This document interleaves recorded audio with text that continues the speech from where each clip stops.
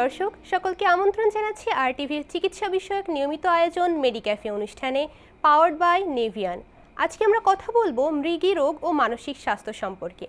পুরো আলোচনা জুড়ে আপনাদের সাথে আছি আমি আইরিন নাহার ইভা এবং আমার সাথে স্টুডিওতে উপস্থিত আছেন একজন বিশেষজ্ঞ চিকিৎসক ডাক্তার শাম্মী আখতার, প্রাক্তন সহযোগী অধ্যাপক ও বিভাগীয় প্রধান সাইকিয়াট্রি বিভাগ, গাজী মেডিকেল কলেজ হাসপাতাল খুলনা অ্যান্ড কনসালটেন্ট ল্যাবএইড হাসপাতাল ঢাকা।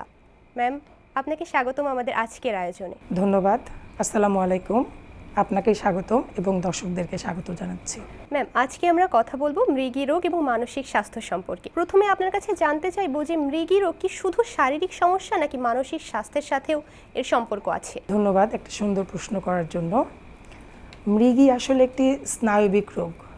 মৃগী রোগটি আসলে ব্রেনের যে তড়িৎ গতি থাকে বা ব্রেনের যে ইলেকট্রিক ইম্পালস থাকে সেই ইম্পালসটার অস্বাভাবিক মুভমেন্টের কারণে, অস্বাভাবিক সংযোগের কারণে এই রোগটি হয়ে থাকে। যে কোনো রোগই আসলে শারীরিকের পাশাপাশি মানসিক ভূমিকা রাখতে পারে। যেমন মৃগী রোগটিও শারীরিক রোগের পাশাপাশি এর কিছু মানসিক দিকও আছে, যেমন উদ্বিগ্নতা হওয়া, বিষণ্ণতা হওয়া, স্মৃতিশক্তি কমে যাওয়া কিংবা আচরণে পরিবর্তন হওয়া, রাগ বিরক্ত বেড়ে যাওয়া অথবা ঘুমের অস্বাভাবিকতা, এই ধরনের মানসিক সমস্যাগুলো আসতে পারে মৃগী রোগের সাথে। জি ম্যাম, আপনি মৃগী রোগের সাথে কি মানসিক সমস্যা আসতে পারে সেটা বললেন। এর মধ্যে কোন জটিল শারীরিক সমস্যাও আসতে পারে মৃগী রোগের সাথে? মৃগী রোগের সাথে মানসিক রোগটা আসলে পরবর্তীতে আসে, শারীরিক জটিলতাটাই সবার আগে আসে। যেমন মৃগী রোগটা আসলে স্নায়বিক রোগ হওয়ার কারণে হঠাৎ করেই রোগী পড়ে যায় অথবা শারীরিক গুরুতর আঘাত পেতে পারে, যেমন ব্রেনে আঘাত পেতে পারে, মাথায় আঘাত পেতে পারে কিংবা শরীরের যে কোনো জায়গায় বড় ধরনের আঘাত পেতে পারে। আবার পাশাপাশি এমনও হতে পারে যে সে হয়তো তার বিভ্রান্তিমূলক কোনো কিছু হতে পারে বা সে অনেকক্ষণ ধরে অজ্ঞান হয়ে যেতে পারে অথবা বারবার খিঁচুনির কারণে শরীর ব্যথা বা শরীরের নার্ভ ছিঁড়ে যাওয়ার মতো এই ধরনের সমস্যাও শারীরিকভাবে দেখা দিতে পারে। আমি একটু জানতে চাইবো যে মৃগী রোগে চিকিৎসার পাশাপাশি কি মানসিক সাপোর্ট রোগীদেরকে দেওয়া যেতে পারে? হ্যাঁ, এটি একটি অত্যন্ত গুরুত্বপূর্ণ প্রশ্ন। আসলে রোগীদের যখন মানসিকভাবে তারা বিপর্যস্ত হয়, অ্যাকচুয়ালি যখন মৃগী রোগটা হয়, মৃগী রোগ হলে মানুষের ভিতরে অনেক কুসংস্কার, অনেক হীনমন্যতা এই ধরনের কাজ করে। তো সবার আগে আমাদের প্রয়োজন পারিবারিক সাপোর্ট। পরিবারের লোকজনরা যেন মৃগী রোগটা কী সেটা বুঝতে পারে এবং সেটা বুঝে মৃগী রোগের সময় তাদের করণীয়টা কী, যখন খিঁচুনিটা ওঠে সেই সময়ে রুগীকে কী কন্ডিশনে তারা রাখবে, এটাও একটা মানসিক সাপোর্ট তারা রুগীকে দিতে পারে। এছাড়াও রুগীর যেন তার দৈনন্দিন জীবনের চলাফেরা, খাওয়া দাওয়া, পড়াশোনা, চাকরি কিংবা সামাজিক যে স্বাস্থ্য সেটাও যেন তারা ভালোভাবে করতে পারে, এটা পারিবারিক সাপোর্টের মাধ্যমেই সম্ভব। পরিবারকেই আসলে শিখতে হবে যে মৃগী রোগটি আসলে কোনো জিন ভূতের কারণে না কিংবা কোনো অভিশাপের কারণে না কিংবা কারো বদদোয়ার কারণে না, অথবা এই রোগটা কোনো অভিশপ্ত অকেজো রোগ না যে রোগী কাজ করতে পারবে না। রোগী খুব সুন্দরভাবে পড়াশোনাও চালিয়ে যেতে পারবে, চাকরি বাকরি করতে পারবে, তার ক্যারিয়ার গুছাতে পারবে এবং সে খুব সুন্দরভাবে তার জীবনটা অন্য 10 জন মানুষের মতোই স্বাভাবিক করতে পারবে। কিন্তু সেজন্য পারিবারিক সাপোর্টটি খুব বেশি প্রয়োজন। পরিবারের সাপোর্ট পেলে, সুস্থ চিকিৎসা পেলে এবং সাইকিয়াট্রিস্ট দ্বারা কাউন্সেলিং হলে রোগী সুস্থ স্বাভাবিক জীবনে কর্মক্ষম থাকতে পারবে। ম্যাম, মৃগী রোগীদের ক্ষেত্রে মানসিক স্বাস্থ্য এই রোগের মাত্রা বা ফ্রিকোয়েন্সির উপরে কতটা প্রভাব ফেলতে পারে? আসলে সরাসরি মানসিক রোগের ফ্রিকোয়েন্সি না, খিঁচুনির ফ্রিকোয়েন্সির উপরে কিছুটা নির্ভরতা থাকতে পারে। যেমন খিঁচুনি আসলে সবসময় তো নার্ভের যে এক নার্ভের সাথে আরেক নার্ভের যে বৈদ্যুতিক কানেকশন, এই কানেকশনগুলো এলোমেলো হওয়ার কারণেই হয়। তো যখন এই কানেকশনগুলো ব্রেনের কোন জায়গাটাতে হচ্ছে, বিশেষ করে আমরা যদি বলি যে তার ব্রেনের কোন অংশটাতে হচ্ছে, কপালের দিকের অথবা কানের সাইডে অথবা পিছনের দিকটায়, ব্রেনের কোন অংশটাতে হচ্ছে সেটার উপর নির্ভর করছে। ঘন ঘন খিঁচুনিটি হচ্ছে কিনা সেটার উপর নির্ভর করছে, এবং খিঁচুনি আসলে লম্বা সময় ধরে থেকে যাচ্ছে কিনা সেটার উপরেও নির্ভর করছে। পাশাপাশি নির্ভর করছে চিকিৎসার উপরে। পারফেক্ট চিকিৎসা যদি না হয়ে থাকে, বিজ্ঞানভিত্তিক চিকিৎসা না হয়ে যদি অপচিকিৎসা হয়ে থাকে, কোনো কোনো ক্ষেত্রে যদি অপচিকিৎসার পরিবর্তে কিছু সাংস্কৃতিক চিকিৎসা আছে, যেমন আমাদের সামাজিকভাবে আমরা মনে করি যে চামড়া শুকানো কিংবা দুর্গন্ধ জাতীয় কিছু নাকের কাছে দেওয়া, অথবা মুখে চামচ দেওয়া এই ধরনের, অথবা কোনো পড়া পানি বা এরকম কিছু যদি মুখের ভিতরে দেওয়া, তো এই জিনিসগুলো আসলে মানুষের ফ্রিকোয়েন্সিগুলোকে এবং রোগের প্রবণতাটাকে আরও বেশি খারাপ দিকে নিয়ে যেতে পারে। তাই খিঁচুনি নিয়ন্ত্রণে রাখতে অবশ্যই খিঁচুনি কতটুকুন হলো, তার ফ্রিকোয়েন্সিটা কতখানি, কোন জায়গায় ব্রেনের কোন অংশে খিঁচুনিটা হচ্ছে, এবং পারিবারিক এবং পারিপার্শ্বিকভাবে রোগী কী ধরনের সাপোর্ট পাচ্ছে, এইটার উপর নির্ভর করে তার মানসিক সমস্যাটি বিস্তার করতে পারে। জি ম্যাম, চিকিৎসার কথা বলছিলেন, চিকিৎসার পাশাপাশি সাইকোলজিক্যাল থেরাপি যেগুলো আছে সেগুলো কতটা ভূমিকা রাখতে পারে এই রোগীদের উন্নতির ক্ষেত্রে? মানসিক রোগের চিকিৎসা আসলে সবসময় যে ঔষধ হয় ব্যাপারটা তা নয়। যেমন মৃগী রোগটা স্নায়বিক রোগ, এর সরাসরি চিকিৎসা হচ্ছে ব্রেনের উপরে। তো এর চিকিৎসা দিয়ে আমরা আসলে রোগটাকে নিয়ন্ত্রণ করতে পারি, কিন্তু কাউন্সেলিং বা সাইকোথেরাপির মাধ্যমে পারিবারিক সাপোর্ট, রোগীর আত্মবিশ্বাস, রোগীর কর্মক্ষমতা এবং সম্পূর্ণ প্রোডাক্টিভ লাইফ, এগুলো নিয়ন্ত্রণ করা কাউন্সেলিংয়ের মাধ্যমে সম্ভব। বেশিরভাগ ক্ষেত্রেই কাউন্সেলিংয়ে আমরা রোগীকে রোগ সম্পর্কে অভিহিত করে থাকি, রোগীর পরিবারকে এই রোগ নিয়ে করণীয় কী, এবং এই রোগ চলা অবস্থায় কিভাবে ঔষধের মাধ্যমে এটা কন্ট্রোল করতে পারে, এবং ঔষধ খেতে উৎসাহিত করার জন্য ছোট ছোট যে চাপগুলো আমাদের দৈনন্দিন জীবনে থাকে, রোগের কারণে, উদ্বিগ্নতার কারণে, কিংবা খিঁচুনি হয়ে যাওয়ার ভয়ের কারণে, কিংবা তার খিঁচুনি হয়েছে এই জন্য সে হীনমন্যতায় ভুগছে, সেগুলো থেকে ওভারকাম করার জন্য যে ছোট ছোট দৈনন্দিন চাপগুলো আছে, এগুলো মোকাবেলা করার সিস্টেমও কাউন্সেলিংয়ের মাধ্যমে শেখানো হয়। এছাড়াও কাউন্সেলিংয়ের মাধ্যমে আরও কয়েকটা জিনিস খুবই গুরুত্বপূর্ণ থাকে, যেমন রোগীর চাকরি, পড়াশোনা, বিয়ে, সংসার, এগুলো সে কিভাবে নিয়ন্ত্রণ করতে পারবে, এবং কিভাবে প্রোডাক্টিভ লাইফে সামাজিক এবং পারিপার্শ্বিকভাবে একজন নাগরিক হিসাবে নিজের যথাযথ ভূমিকা রাখতে পারবে, এই সিস্টেমটাও আসলে কাউন্সেলিংয়ের মাধ্যমেই শেখানো হয়। জি ম্যাম, আপনি বারবারই বলেছেন যে পরিবারের একটা বড় ভূমিকা আছে এই রোগীদের ক্ষেত্রে। পরিবারের পাশাপাশি এ ধরনের রোগীরা নিজেরা আত্মবিশ্বাস বাড়ানোর জন্য বিভিন্ন ক্ষেত্রে কি কি পদক্ষেপ নিতে পারে? রোগীর নিজেকেই যদি আমরা পদক্ষেপ নেওয়ার ক্ষেত্রে বলি, সেক্ষেত্রে অবশ্যই বলবো যে রোগীকে আগে চিকিৎসকের পরামর্শ নিতে হবে। চিকিৎসকের পরামর্শ অনুযায়ী তার যথাযথ পরীক্ষা করে আগে রোগটা শনাক্ত করতে হবে, কোন জায়গার রোগ, মৃগীটা কোন জায়গা থেকে হচ্ছে, সে অনুযায়ী তার বিজ্ঞানভিত্তিক চিকিৎসা নিতে হবে। ডাক্তারের পরামর্শ অনুযায়ী তাকে আসলে ফলো আপটা নিতে হবে, এবং ঔষধ বন্ধ করলে কি কি সমস্যা হতে পারে, কোন পর্যায়ে গিয়ে সে ঔষধ কমাবে বা বন্ধ করবে, সেই ভূমিকাটাও ডাক্তারের কাছ থেকে সে শুনে রাখবে। এবং পরবর্তীতে তার আত্মবিশ্বাস বাড়ানোর জন্য তাকে প্রোডাক্টিভ থাকতে হবে, যেমন কাজকর্ম চালিয়ে যেতে হবে, পড়াশোনা চালিয়ে যেতে হবে, সামাজিক এবং সাংস্কৃতিক কাজে অংশ নিতে হবে, এবং খুব সুষ্ঠু একটা পরিপূর্ণ ঘুমের ভিতরে তাকে থাকতে হবে, ব্যালেন্স ডায়েটের মধ্যে থাকতে হবে। মনে রাখতে হবে কখনোই যেন কোনো নেশার মধ্যে সে আসক্ত না হয়ে যায়, কারণ নেশা মৃগী রোগের প্রবণতাটাকে আরও খারাপ করে দিতে পারে এবং তার আচরণটাকেও আরও খারাপ দিকে ধাবিত করতে পারে। এছাড়াও সে যদি নিজেই নিজেকে ভালো রাখতে চায়, তাহলে নিয়মিত ডাক্তারের চেক আপ, নিয়মিত কাউন্সেলিং নেওয়া এবং নিয়মিত তার সামাজিক সাংস্কৃতিক কাজে অংশগ্রহণ করাটা খুবই জরুরি। জি ম্যাম, নিজেদের আত্মবিশ্বাস বাড়ানোর কথা বলছিলাম, কিন্তু যদি শিশুদের ক্ষেত্রে মৃগী রোগ দেখা দেয়, সেক্ষেত্রে সেই শিশুর অভিভাবকের কি কি করণীয় থাকতে পারে শিশুদের খেয়াল রাখার ব্যাপারে? আমাদের সবসময় আমরা বলে থাকি যে আজকের শিশু আগামী দিনের ভবিষ্যৎ।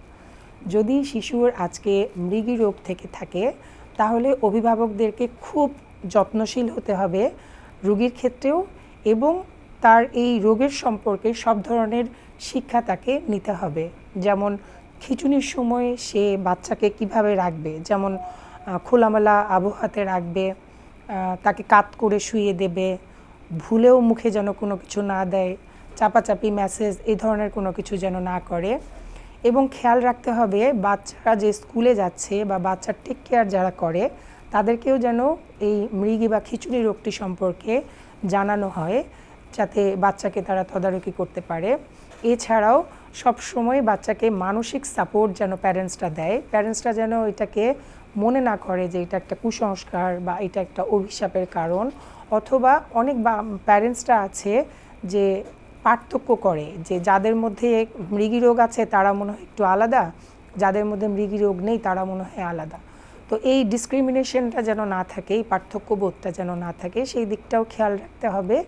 এবং অভিভাবক হিসাবে মাথায় রাখতে হবে যে বাচ্চাকে ছোট ছোট কাজে উৎসাহিত করা, ছোট ছোট প্রশংসামূলক কাজগুলোতে একটু প্রশংসা করা এবং তাকে ঘুরতে নিয়ে যাওয়া, তার মতামতের গুরুত্ব দেওয়া, এবং কোনোভাবেই বাচ্চাকে যেন ডিভাইস বা কোনো গ্যাজেটের প্রতি আসক্ত না করে প্রোডাক্টিভ যে আউটডোর বা ইনডোর গেমগুলো আছে সেই দিকে ইনভলভ করা।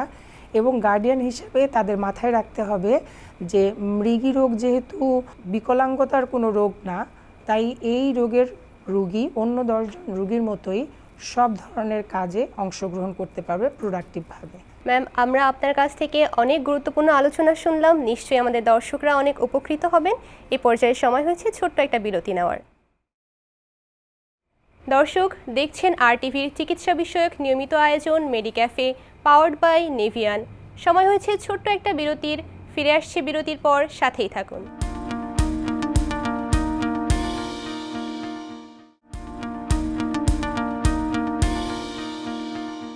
বিরতির পর সকলকে আবারও আমন্ত্রণ জানাচ্ছি RTVর চিকিৎসা বিষয়ক নিয়মিত আয়োজন মেডিক্যাফে, পাওয়ার্ড বাই নেভিয়ান। ম্যাম, আমরা আলোচনা করছিলাম মৃগী রোগ ও মানসিক স্বাস্থ্য নিয়ে। এবার একটু জানতে চাইবো যে আমাদের দেশের প্রেক্ষাপটে মৃগী রোগ সম্পর্কে কি কি কুসংস্কার প্রচলিত আছে? আসলে কুসংস্কার তো সব কিছুতেই থাকে। আমরা জাতি হিসাবে, বাঙালি জাতি, আমরা অনেক সময় অনেক কুসংস্কারকেই ডেইলি লাইফের একটা অংশ হিসেবেই নিয়ে চলে আসি। তো মৃগী রোগের ক্ষেত্রে বেশিরভাগ ক্ষেত্রেই দেখা গেছে যে খুব শহরাঞ্চলে বা খুব এডুকেটেড ফ্যামিলি ছাড়া বেশিরভাগ ক্ষেত্রেই এটি জিন ভূতের আসর বলে মনে করে। কারণ মৃগী রোগটি সাধারণত 1 থেকে 5 মিনিটের বেশি থাকে না। সাধারণত মৃগীর অনেকগুলো ধরন থাকে। এই ধরনের ভিতর একটি ধরন হচ্ছে যে পুরো শরীরেই হঠাৎ করে একটা ঝাঁকুনি দিয়ে খিঁচুনি হয়, সব মাসলগুলো ইনভলভ হয়, মোটর মুভমেন্টগুলোতে ইনভলভ হয়, রুগীর চোখ নাক মুখ একদিকে বাঁকা হয়ে যায়, মুখ দিয়ে ফেনা পড়ে, চোখ অন্যদিকে বাঁকা হয়ে বড় করে আরেক দিকে তাকিয়ে থাকে। বেশিরভাগ ক্ষেত্রে এরকম হয়। অনেক ক্ষেত্রেই রুগীর এই সময়টুকুনে কোনো জ্ঞান থাকে না বা বিভ্রান্তির মধ্য দিয়ে থাকে। তো 1 থেকে 5 মিনিটের মতো এই লক্ষণগুলো থাকে, তারপরে গিয়েই আবার আস্তে আস্তে রুগী স্বাভাবিক হয়ে যায়। এই কারণেই বেশিরভাগই প্রচলিত হচ্ছে এটা কোনো জিনের আসর, কিংবা কেউ তার প্রতি উপরি কালাম করেছে বা কেউ তার প্রতি খারাপ নিয়তে কোনো ধর্মীয় কোনো কিছু করেছে, যেটার কারণে এরকম হচ্ছে। আর ধর্মীয় দৃষ্টিকোণ থেকে আমি কোনো ধর্মকে ছোট করছি না, কিন্তু প্রত্যেকটা ধর্মেই আসলে একটা অস্তিত্ব আছে যে জিন বা অশরীরী আত্মা, হিন্দু, মুসলিম, বৌদ্ধ, খ্রিস্টান সব ধর্মেই যেহেতু এটার একটা অস্তিত্ব আছে, তাই মানুষের মধ্যে এটা একটা ফার্ম বিলিফ থাকে যে এটা জিনের কারণে হয়েছে। আর যেহেতু 2 থেকে 5 মিনিট পরে ভালো হয়ে যায়, এই কারণে এটা জিনের আসর বলে মনে করে। কিছু কিছু পরীক্ষা নিরীক্ষাতেও আসলে সরাসরি এই মৃগী রোগটি বা খিঁচুনি বা এপিলেপসি রোগটি সরাসরি ডায়াগনস্টিকভাবে আসে না। এই জন্য অনেকে মনে করে যে এটা আসলে জিনের আসর। আরও কখনো কখনো মানুষ মনে করে যে কোনো ভুল করেছে, কোনো পাপ করেছে, কিংবা কোনো অভিশাপের কারণে এরকম হয়েছে। অনেকেই মনে করে যে তার বাবা মার অভিশাপের কারণে সে এরকমটা হচ্ছে। এই ব্যাপারগুলো এটার সাথে কুসংস্কারের সাথে জড়িত থাকে। সবচেয়ে ভয়ঙ্কর কুসংস্কার যেটি, রুগীর যখন খিঁচুনি হয় তখন তো তার ব্রেইনের ইম্পালসগুলো, ইলেকট্রিক পালসগুলো আসলে এলোমেলো হয়ে যায়। এটা তো মানুষ বুঝতে পারে না। তো হঠাৎ করে যখন রুগী পড়ে যায় তো সবাই ভয়ঙ্করভাবে মনে করে যে চামড়ার জুতা বা অতিরিক্ত দুর্গন্ধ কিছু নাকের কাছে নিলে, জর্দা বা এই টাইপের কিছু নাকের মধ্যে নিলে হয়তো বা খিঁচুনিটা কমে আসবে। তো এটা আসলে খুবই ক্ষতিকর, কারণ যখন খিঁচুনিটি হয় তখন সমস্ত শরীরের নার্ভগুলো ব্রেইন থেকে যে ইলেকট্রিক ইম্পালস পাঠায়, সেটার কারণে তার সমস্ত শরীরের ঝাঁকুনি আসে। কখনো কখনো এমনও হয় যে রুগী সিম্পল ভ্যালভ্যাল করে তাকিয়ে আছে, কোনো দিকে কোনো সাড়া শব্দ নাই, কোনো মনোযোগ নাই, ডাকলেও সাড়া দিচ্ছে না, এরকমভাবেও খিঁচুনিটি হয় পুরো শরীরে ঝাঁকুনি ছাড়াও। তো এই সব ক্ষেত্রেও মানুষ মনে করে যে এটা জিনের কারণে বা অশরীরী কোনো আত্মার কারণে হচ্ছে। এটা একটা বড় কুসংস্কার। আর কিছু কিছু কুসংস্কারে এমনটা থাকে যে এটা ডাক্তারের কাছে নেওয়ার তো কিছু নাই, যার কারণে হচ্ছে আমরা অনেক অপচিকিৎসার মধ্য দিয়ে যাই। বেশিরভাগ মানুষই হচ্ছে অপচিকিৎসা নিতে গিয়ে কবিরাজ কিংবা ঝাড়ফুঁক এসব করতে গিয়ে রোগটাকে অনেক জটিল করে ফেলে। কখনো কখনো দেখা গিয়েছে যে যেই মানুষের প্রোডাক্টিভিটি বা কাজ করার ক্ষমতা অনেক বেশি ছিল, কিন্তু অপচিকিৎসার কারণে তার নার্ভের ড্যামেজগুলো আরও বেশি হয়ে যায়। এই জন্য কুসংস্কারটা খুবই ভয়ঙ্করভাবে আমাদের কাছে আসে। বিশেষ করে যখন ডাক্তারের কাছে আসে তখন দেখা যায় যে অপচিকিৎসা করতে করতে কুসংস্কারের ধাপে যেতে যেতে লাস্ট পর্যায়ে ডাক্তারের কাছে নিয়ে আসে, তখন রোগটা অনেক কমপ্লেক্স হয়ে যায় এবং ট্রিটমেন্ট পদ্ধতি আরও জটিল হয়ে যায়। মৃগী রোগের এত জটিলতার পরেও মৃগী রোগীরা স্বাভাবিক জীবনে কিংবা কর্মক্ষেত্রে বা শিক্ষাক্ষেত্রে তারা কি সফল হতে পারে? এটি সবচেয়ে গুরুত্বপূর্ণ প্রশ্ন আমি মনে করি আজকের আলোচনায়, কারণ মৃগী রোগটা একটা অক্ষমতার রোগ না, এবং এটা একটা স্নায়ুবিক রোগ। এর বিজ্ঞানভিত্তিক সুষ্ঠু চিকিৎসা বাংলাদেশে আছে। যদি আপনি সরাসরি বিশেষজ্ঞ ডাক্তারের পরামর্শ নেন, সাইকিয়াট্রিস্ট, নিউরোসাইকিয়াট্রিস্ট, নিউরোলজিস্ট, এদের পরামর্শ নেন, তাহলে আপনি দেখবেন যে ঔষধের মাধ্যমে মৃগী রোগটি সম্পূর্ণ নিয়ন্ত্রণে আনা সম্ভব। এবং কাউন্সেলিংয়ের মাধ্যমে রোগীর প্রাত্যহিক জীবনের যে অসঙ্গতি অসংলগ্নতা আছে সেগুলোও ভালো করা সম্ভব। রোগীর যেহেতু এটা সুষ্ঠু চিকিৎসার মাধ্যমে বিকলাঙ্গতা হবে না বা তার ব্রেন হানি হবে না, ব্রেইনের বড় কোনো ক্ষতি হবে না, তাই এটার মাধ্যমে সুষ্ঠু চিকিৎসার মাধ্যমে সে তার পড়াশোনা চালিয়ে যেতে পারে এবং খুব ভালো রেজাল্টও করতে পারে, সে চাকরি করতে পারে এবং তার যে কোনো রকমের ক্যারিয়ার সে বিল্ড আপ করতে পারে, সে বিয়ে করতে পারবে, বাচ্চা নিতে পারবে, খুব ভালো বাচ্চার বাবা মা হতে পারবে। গর্ভকালীন সময়ে একটু বিশেষ কেয়ারটাই হচ্ছে প্রয়োজন, যেন এই খিঁচুনিটা গর্ভকালীন সময় নিয়ন্ত্রণে রাখা যায়। তখন একটু ডাক্তারের স্পেশাল পরামর্শ নিতে হবে।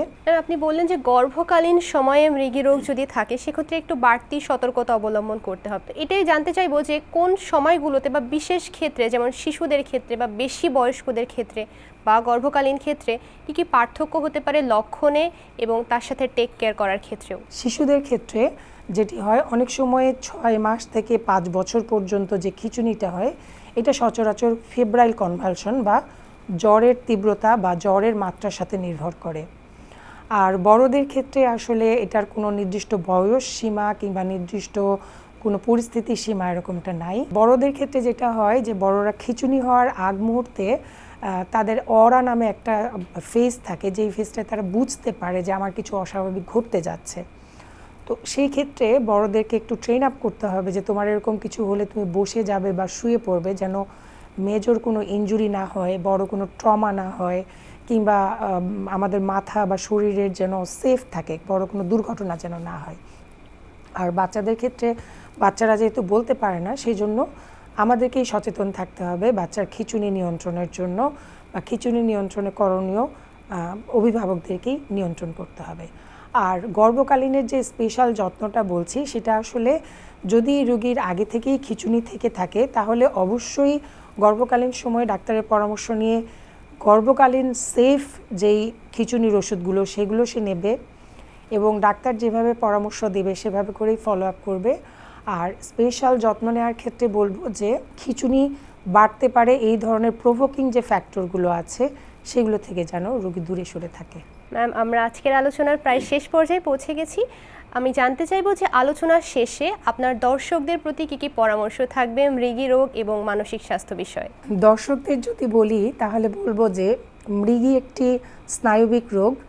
এটি ব্রেনের বৈদ্যুতিক সংযোগের ব্যাঘাতের কারণে হয়ে থাকে। বিভ্রান্তি থেকে বেরিয়ে আসুন, বিজ্ঞানভিত্তিক চিকিৎসা নিন। এটি কোনো জিনভূতের আসর বা পাপ বা অভিশাপের কারণে হচ্ছে না। অবশ্যই খেয়াল রাখতে হবে যে মৃগী রোগের বিজ্ঞানভিত্তিক চিকিৎসা আছে। নিউরোলজিস্ট, সাইকিয়াট্রিস্ট এবং কাউন্সিলিং এক্সপার্ট এদের মাধ্যমে যদি আপনি পর্যাপ্ত চিকিৎসা নেন, রেগুলার ফলো আপ করেন, তাহলে মৃগী রোগ সম্পূর্ণ নিয়ন্ত্রণে আসা সম্ভব। মৃগী রোগ অন্য 10টা রোগের মতন ডায়াবেটিস, প্রেশার, অ্যাজমার মতো যদি নিয়ন্ত্রণ আসে, তাহলে এই রোগীও সামাজিক এবং পারিপার্শ্বিক রাষ্ট্রীয় ক্ষেত্রে তার নিজস্ব অবদান রাখতে পারবে। বিজ্ঞানভিত্তিক তথ্যগুলো ছড়িয়ে দিন, কুসংস্কার থেকে বেরিয়ে আসুন এবং রোগীকে সহযোগিতা, সহমর্মিতার হাত দিয়ে এগিয়ে নিয়ে আসুন। সবাই একসাথে মৃগী রোগ মুক্ত বাংলাদেশ গড়ি। ম্যাম, আপনি দর্শকদের জন্য অনেক চমৎকার পরামর্শ দিয়েছেন। আমি আশা করব দর্শকরা উপকৃত হবে এবং আপনার পরামর্শগুলো তারা মেনে চলবে। আপনাকে অসংখ্য ধন্যবাদ ব্যস্ত সময়ের মধ্যে আমাদের সাথে যুক্ত হওয়ার জন্য। আপনাকেও অসংখ্য ধন্যবাদ, RTV-কেও ধন্যবাদ। যারা শুনছেন, যারা আমাকে ডেকেছেন, যারা আমাকে সময় নিয়ে শুনেছেন, তাদের প্রত্যেকেই ধন্যবাদ। ধন্যবাদ ম্যাম। দর্শক দেখছিলেন RTVর নিয়মিত চিকিৎসা বিষয়ক অনুষ্ঠান মেডিক্যাফে পাওয়ার্ড বাই নেভিয়ান। আজকের মতো বিদায় নিচ্ছি, দেখা হবে আগামী পর্বে। সে পর্যন্ত ভালো থাকুন, সুস্থ থাকুন, RTVর সাথেই থাকুন।